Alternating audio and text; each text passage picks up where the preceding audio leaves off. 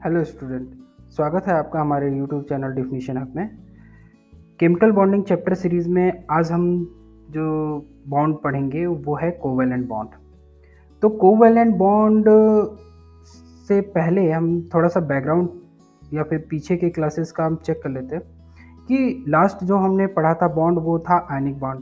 Ionic bond में क्या था, दोनों ही एटम में से एक इलेक्ट्रॉन डोनेट करता था और एक इलेक्ट्रॉन एक्सेप्ट करता था, जिससे वो पॉजिटिव चार्ज जो डोनेट करता था उस पर पॉजिटिव चार्ज आ जाता था और जो एक्सेप्ट करता था उस पर नेगेटिव चार्ज आता था और दोनों मिलके आयनिक बॉन्ड बनाते हैं। अब यहाँ पे जो कोवैलेंट बॉन्ड है, ये बॉन्ड दोनों ही एटमों के इलेक्ट्रॉन शेयरिंग में बनेगा, शेयरिंग से बनेगा। तो अब समझते हैं कि शेयरिंग कब आएगी, क्यों आएगी। तो शेयरिंग की ज़रूरत तब आएगी जब दोनों ही एटम्स को इलेक्ट्रॉन की रिक्वायरमेंट होगी। तो दोनों ही एटम्स एक दूसरे को इलेक्ट्रॉन शेयर करके स्टेबल कंडीशंस में आ सकते हैं। तो ये पता चला कि जो कोवैलेंट बॉन्ड है वो तब एग्जिस्ट करेगा या तब बनेगा जब दोनों ही एटम इलेक्ट्रॉन के नीडी होंगे या इलेक्ट्रॉन की ज़रूरत होगी। अब आइए तो ये भी देखते हैं कि इलेक्ट्रॉन, अगर हम पीरियोडिक टेबल में जाते हैं तो इलेक्ट्रॉन किस टाइप के एलिमेंट्स इलेक्ट्रॉन नीडी होते हैं, नॉन मेटल, वो इलेक्ट्रॉन के नीडी होते हैं, मतलब वो इलेक्ट्रॉन्स लेने की टेंडेंसी होती है। तो ये टाइप के जो बॉन्डिंग बनेगी या फिर कोवैलेंट बॉन्ड बनेगा, वो दोनों के दोनों एटम कैसे होंगे, नॉन मेटेलिक होंगे। तो अब आते हैं कि नॉन मेटेलिक अगर एलिमेंट्स की बात करें, उनके एटम्स की बात करें, तो उसमें कई एटम्स ऐसे होते हैं जिनको एक इलेक्ट्रॉन की रिक्वायरमेंट होती है, कई दो होती है, कई को तीन होती है। तो इस बेसिस पे जो नाम है या उसका जो बॉन्ड का नाम है उसको तीन कैटेगरी में किया गया है। अगर वो शेयरिंग, इलेक्ट्रॉन्स की शेयरिंग, एक इलेक्ट्रॉन की शेयरिंग होती है, दोनों एटम एक एक इलेक्ट्रॉन शेयर करते हैं, तो वो होगी सिंगल कोवैलेंट बॉन्ड। अगर दोनों एटम्स दो दो इलेक्ट्रॉन शेयर करते हैं तो वो होगा डबल कोवैलेंट बॉन्ड। अगर दोनों एटम्स तीन तीन इलेक्ट्रॉन शेयर करते हैं तो वो होगा ट्रिपल कोवैलेंट बॉन्ड। तो आइए इन तीनों बॉन्ड्स का एग्जाम्पल देखते हैं और समझते हैं कि कैसे वो बॉन्डिंग बनती है। सिंगल इलेक्ट्रॉन कोवैलेंट बॉन्ड में एक एक इलेक्ट्रॉन की शेयरिंग होगी, दोनों ही एटम्स। यहाँ पे देख रहे हैं हाइड्रोजन के एटम्स में एक इलेक्ट्रॉन होता है, दूसरे हाइड्रोजन के एटम में एक इलेक्ट्रॉन होता है। दोनों को एक एक इलेक्ट्रॉन रिक्वायर्ड है कि स्टेबल कंडीशन में आ जाए। तो वो क्या करेंगे, दोनों एक एक इलेक्ट्रॉन शेयर करेंगे और फिर दोनों के पास एक एक इलेक्ट्रॉन हो जाएंगे। और इनको डोनेट करते हैं सिंगल लाइन से, जो कि आपने स्क्रीन पे देख पा रहे होंगे। दूसरा क्या है, क्लोरीन। क्लोरीन के आउटर मोस्ट शेल में कितने इलेक्ट्रॉन होते हैं, 7। उसको कितने इलेक्ट्रॉन की रिक्वायरमेंट होती है, 1, ताकि वो ऑक्टेट को पा सके। अब आता है दूसरा क्लोरीन, इसमें भी 7 है और एक इलेक्ट्रॉन रिक्वायर्ड है। तो दोनों ये एक शेयर करके आपस में और फिर ये बॉन्ड बनाएंगे। तो कितने इलेक्ट्रॉन शेयर किए, एक एक इलेक्ट्रॉन, जिससे ये क्या होगा, सिंगल कोवैलेंट बॉन्ड। ठीक है। तो अब देखते हैं डबल कोवैलेंट बॉन्ड की। तो डबल कोवैलेंट बॉन्ड में दोनों ही एटम कितने इलेक्ट्रॉन शेयर करेंगे, दो दो इलेक्ट्रॉन शेयर करेंगे। तो ऑक्सीजन देखेंगे कि आउटर मोस्ट शेल में कितना इलेक्ट्रॉन होता है, 6। इसको कितने इलेक्ट्रॉन रिक्वायर्ड हुई है ऑक्टेन करने के लिए, 2। दूसरा वाला भी, उसको भी चाहिए 2। तो इसमें दो दो इलेक्ट्रॉन शेयर करके आपस में ये डबल कोवैलेंट बॉन्ड बनाएंगे। अब आइए देखते हैं ट्रिपल कोवैलेंट बॉन्ड का एग्जांपल। तो ट्रिपल कोवैलेंट बॉन्ड तब बनेगा जब जो शेयरिंग होगी इलेक्ट्रॉन्स की, कितने इलेक्ट्रॉन्स की होंगी, दोनों ही एटम तीन तीन इलेक्ट्रॉन्स के शेयरिंग करेंगे। तो कौन से एटम होंगे जिनको तीन इलेक्ट्रॉन की शेयरिंग करेंगे, जिनको 3 इलेक्ट्रॉन रिक्वायर्ड होगा टू ऑक्टेन ऑक्टेट। तो नाइट्रोजन को देखेंगे कि इसके आउटर मोस्ट शेल में कितने इलेक्ट्रॉन होते हैं, 5। कितने इलेक्ट्रॉन रिक्वायर्ड है ऑक्टेट ऑक्टेन करने के लिए, 3। दूसरा नाइट्रोजन एटम लेंगे, उसमें भी रिक्वायर्ड इलेक्ट्रॉन कितने होंगे ऑक्टेट कंटेन करने के लिए, 3। तो ये दोनों नाइट्रोजन आपस में 3-3 इलेक्ट्रॉन की शेयरिंग करेंगे और ये ट्रिपल कोवैलेंट बॉन्ड बनाएंगे। तो ये तो हो गए एग्जाम्पल सिंगल, डबल और ट्रिपल कोवैलेंट बॉन्ड के। अब आइए देखते हैं कि कितने टाइप के कंपाउंड होते हैं।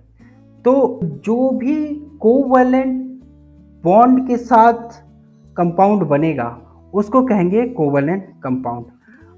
तो ये तो हो गया कोवैलेंट कंपाउंड। अब कोवैलेंट कंपाउंड कितने टाइप के होते हैं, 2 टाइप के। एक होता है नॉन पोलर और दूसरा होता है पोलर। तो आइए जानते हैं नॉन पोलर के बारे में। तो नॉन पोलर कोवैलेंट कंपाउंड तब बनेगा जब इलेक्ट्रॉन की शेयरिंग, जो शेयर हुआ है इलेक्ट्रॉन, अगर एक एक इलेक्ट्रॉन शेयर हुआ है तो 2-2 इलेक्ट्रॉन हुआ है तो, और 3-3 इलेक्ट्रॉन हुआ है तो इनकी जो शेयरिंग होगी इक्वली डिस्ट्रीब्यूटेड होगी, इक्वली डिस्ट्रीब्यूटेड होगी। मतलब इस, अगर मैं क्लोरीन की बात करूं तो इस क्लोरीन के पास जितने राइट्स होंगे, इस जो ये जो बीच के 2 इलेक्ट्रॉन्स हैं जिसमें ब्लिंकिंग हो रही है, उतना ही सेम दूसरे वाले क्लोरीन के होंगे। मतलब अगर बात कहें कि दोनों के पास जो डिस्ट्रीब्यूशन होगा, दोनों इक्वली पावर से इन दोनों इलेक्ट्रॉन्स को खींच के या बांध के रखेंगे। सेम डबल कोवैलेंट बॉन्ड के लिए है जिसमें ऑक्सीजन का है, और ट्रिपल कोवैलेंट बॉन्ड नाइट्रोजन का है। इनमें जो इलेक्ट्रॉन का शेयरिंग है वो इक्वली डिस्ट्रीब्यूटेड है। मतलब अगर मैं कहें कि दोनों की इलेक्ट्रोनेगेटिविटी सेम है, ऑक्सीजन की भी या क्लोरीन की या नाइट्रोजन की, इन तीनों के इलेक्ट्रोनेगेटिविटी सेम है, तो जितना भी फोर्स ऑफ अट्रैक्शन या अट्रैक्ट करने की जो टेंडेंसी होती है दोनों पे सेम रहेगी। तो जो शेयरिंग होगी दोनों इक्वली डिस्ट्रीब्यूटेड होगी। आइए कुछ एग्जांपल और देखते हैं इसका नॉन पोलर कंपाउंड का। सो नॉन पोलर कंपाउंड में है मीथेन। मीथेन में देखेंगे कि जो कार्बन है, कार्बन 4 हाइड्रोजन के साथ कोवैलेंट बॉन्ड बना के और ऑक्टेव स्टेबल कंडीशन में आ गया है। तो अब देखते हैं कि हाइड्रोजन के पास 1 इलेक्ट्रॉन, 4 हाइड्रोजन और 1 कार्बन। जो कार्बन के 4 इलेक्ट्रॉन है, हर एक हाइड्रोजन के साथ इसकी शेयरिंग होगी, क्योंकि इनके इलेक्ट्रोनेगेटिविटी के बीच का जो डिफरेंस है वो काफ़ी कम है, तो ये दोनों इक्वली डिस्ट्रीब्यूटेड होंगे। ऐसा नहीं है कि इसके बीच का डिफरेंस बहुत ज़्यादा है तो ये एक दूसरे को ज़्यादा अट्रैक्ट करेंगे। कोई एक ज़्यादा अट्रैक्ट करेगा तो इलेक्ट्रॉन को अपनी तरफ खींच के लेगा। तो ये इक्वली डिस्ट्रीब्यूटेड है। क्यों? क्योंकि जो इनके बीच के इलेक्ट्रोनेगेटिविटी का जो डिफरेंस है काफ़ी कम है, इसकी वजह से ये जो इलेक्ट्रॉन है इक्वली शेयर्ड है। अब आते हैं कार्बन टेट्राक्लोराइड। जो कार्बन है उसके साथ 4 क्लोरीन एडेड है। हर एक क्लोरीन को कितने इलेक्ट्रॉन रिक्वायर्ड है, 1। कार्बन को कितने इलेक्ट्रॉन रिक्वायर्ड है, 4। तो हर क्लोरीन अपने से एक एक इलेक्ट्रॉन शेयर करेगा और कार्बन अपने चारों इलेक्ट्रॉन चारों क्लोरीन के साथ शेयर करेगा और कार्बन टेट्राक्लोराइड बनाएगा। तो ये भी एक नॉन पोलर कंपाउंड है। तो दूसरा कंपाउंड है वो है पोलर कंपाउंड। और पोलर कंपाउंड के बारे में जानते हैं कि ये क्या है और कैसे फॉर्मेशन इसका होता है। तो कोवैलेंट कंपाउंड तब बनेगा जो जिसमें इलेक्ट्रॉन्स की तो शेयरिंग होगी, लेकिन एक काफ़ी हाई इलेक्ट्रोनेगेटिव होगा और दूसरा कम। तो क्या होगा कि जिसकी इलेक्ट्रोनेगेटिविटी ज़्यादा होगी वो अपनी तरफ इलेक्ट्रॉन्स को खींच के रखेगा। जैसे आप देख पा रहे होंगे कि हाइड्रोजन है और क्लोरीन है, तो क्लोरीन की इलेक्ट्रोनेगेटिविटी हाइड्रोजन के कंपेयर में काफ़ी ज़्यादा है, तो वो क्या करेगा, इलेक्ट्रॉन्स को अपनी तरफ खींच के रखेगा। तो जिसकी वजह से ये जो बॉन्ड बनेगा या ये कंपाउंड बनेगा, तो HCl का जो कंपाउंड होगा वो होगा पोलर कंपाउंड। तो एक चीज़ समझ में आ गई कि पोलर कंपाउंड तब बनेगा जब एक काफ़ी हाई इलेक्ट्रोनेगेटिव होगा और एक कम होगा, इनके बीच का डिफरेंस ज़्यादा होगा, एक एटम अपनी तरफ इलेक्ट्रॉन्स को खींच के रखेगा एज कंपेयर टू अदर्स के। तो इस बेसिस पे बनेगा पोलर कंपाउंड। आइए कुछ एग्जांपल्स देखते हैं पोलर कंपाउंड के, और जैसे है H2O पानी। H2O के ऊपर आप देख रहे होंगे कि एरो है, ये डिनोट करता है कि ये कंपाउंड पोलर है या नॉन पोलर है। अगर पोलर होगा तो उसके ऊपर एरो होगा, ठीक है। तो अभी यहाँ देखते हैं वाटर के साथ कि ऑक्सीजन को कितने इलेक्ट्रॉन शेयरिंग में चाहिए, 2। हाइड्रोजन को चाहिए कितने, 1। तो दोनों हाइड्रोजन अलग अलग ऑक्सीजन के एक एक इलेक्ट्रॉन से शेयरिंग करके कंपाउंड बनाएंगे, कोवैलेंट कंपाउंड बनाएंगे।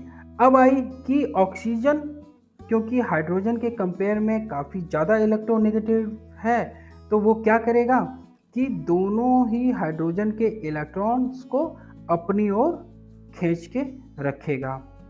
तो उससे क्या होगा कि ऑक्सीजन पे थोड़ा नेगेटिव चार्ज हो जाएगा, क्योंकि वो अपनी तरफ ऑक्सीजन इलेक्ट्रॉन्स को खींच के रख रहा है, और जो हाइड्रोजन है उससे इलेक्ट्रॉन दूर हो रहा है, तो वो उस पर पॉजिटिव चार्ज आ जाएगा।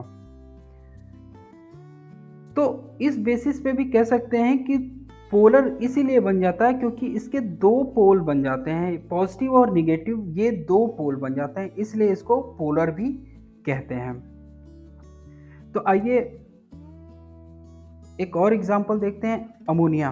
अमोनिया का जो बॉन्डिंग है, आइए अब हम उसको देखते हैं। अमोनिया भी है वो पोलर कंपाउंड है, और अमोनिया में कितने नाइट्रोजन होते हैं, नाइट्रोजन 1 है, हाइड्रोजन कितने हैं, 3 है। तो आइए अब समझते हैं कि इनके बीच के जो बॉन्डिंग है वो कैसे है, या जो ये कंपाउंड फॉर्म करके अमोनिया बना है वो कैसे बना है। तो नाइट्रोजन के आउटर मोस्ट शेल में कितने इलेक्ट्रॉन है, 5। हाइड्रोजन के तो मालूम है कि 1 है। तो नाइट्रोजन कितने इलेक्ट्रॉन रिक्वायर्ड है ऑक्टेट कंप्लीट करने के लिए, 3। तो हर एक हाइड्रोजन से एक एक इलेक्ट्रॉन वो शेयर करेगा। लेकिन अब बात आ जाती है कि जो नाइट्रोजन है एज कंपेयर टू हाइड्रोजन काफ़ी ज़्यादा इलेक्ट्रोनेगेटिव है। तो अगर इलेक्ट्रोनेगेटिव है तो वो क्या करेगा, इलेक्ट्रॉन्स को अपनी ओर खींच के रखेगा, जिससे कि नाइट्रोजन पे नेगेटिव चार्ज आ जाएगा क्योंकि वो इलेक्ट्रॉन को खींच के रख रहा है, और हाइड्रोजन पे क्या हो जाएगा, पॉजिटिव चार्ज आ जाएगा। तो ये भी जो कंपाउंड बना है या फिर अमोनिया जो कंपाउंड है वो भी पोलर कंपाउंड है। तो आइए अब देखते हैं कि पोलर और नॉन पोलर के बीच में जो कंपैरिजन है या कंपेयर करके देखते हैं कि क्या है और कैसे कैसे है। तो पहले डिफिनीशन से कैसे पोलर कंपाउंड बनता है, वो कैसे बनता है कि इलेक्ट्रॉन का शेयरिंग तो होता है लेकिन इक्वली डिस्ट्रीब्यूटेड होता है। लेकिन पोलर में क्या होता है, इलेक्ट्रॉन की शेयरिंग होती है लेकिन इक्वली डिस्ट्रीब्यूटेड नहीं होते हैं, वो अनइक्वली डिस्ट्रीब्यूटेड होते हैं। एटम्स जो होते हैं इलेक्ट्रॉन्स को अट्रैक्ट करते हैं, पेयर इक्वली अट्रैक्ट करते हैं, और इसमें क्या होता है, इलेक्ट्रोनेगेटिविटी पे डिपेंड करता है।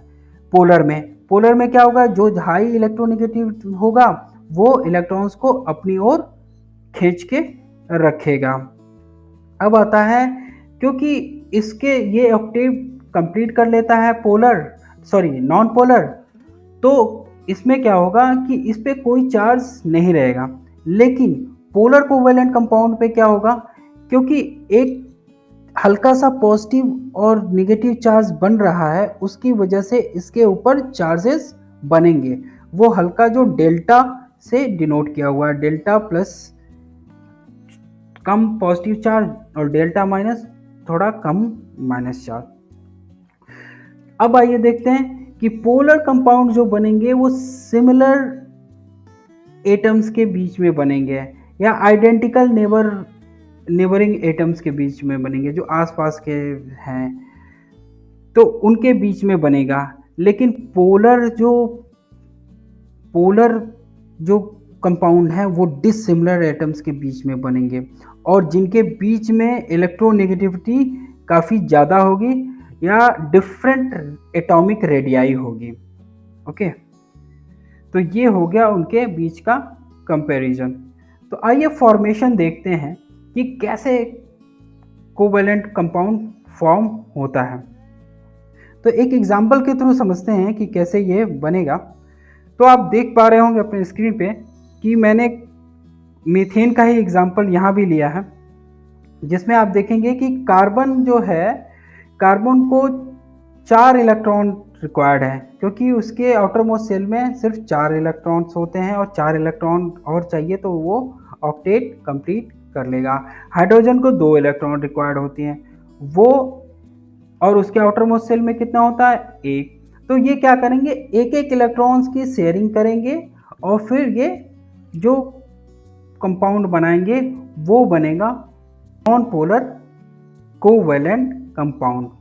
दूसरा है कि जो इनके बीच में जो इलेक्ट्रोनेगेटिविटी होगा, डिफरेंस होगा, वो काफ़ी हाई होगा। अगर हाइड्रोजन की बात करें कि हाइड्रोजन के तुलना में क्लोरीन की इलेक्ट्रोनेगेटिविटी काफ़ी ज़्यादा है, तो वो क्या करेगा कि जो इलेक्ट्रॉन्स की शेयरिंग होएगी उसको वो अपनी ओर खींच के रखेगा और लगेगा कि जो इलेक्ट्रॉन्स हैं वो क्लोरीन का ही है, हाइड्रोजन से काफ़ी दूर होता है।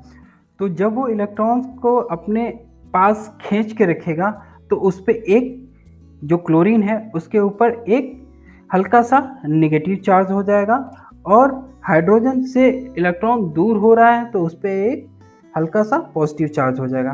तो ये पॉजिटिव और नेगेटिव दोनों अलग अलग पोल्स टाइप में बिहेवियर करेंगे, तो इसीलिए इसको पोलर कोवैलेंट कंपाउंड भी कहते हैं।